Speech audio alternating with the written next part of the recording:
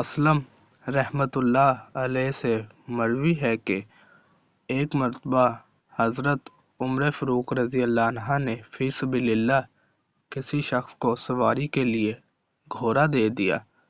بعد میں دیکھا کہ وہی گھوڑا بازار میں بک رہا ہے۔ انہوں نے سوچا کہ اسے خرید لیتا ہوں۔ چنانچہ انہوں نے نبی صلی اللہ علیہ وسلم سے مشورہ کیا۔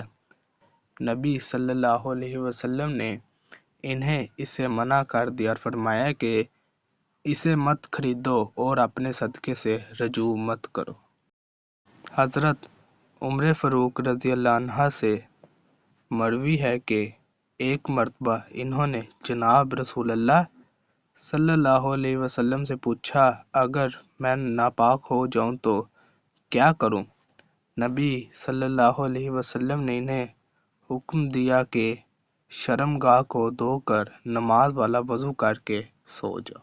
ویڈیو اچھی لگی ہو تو سبسکرائب ضرور کیجیے گا۔ جزاک اللہ۔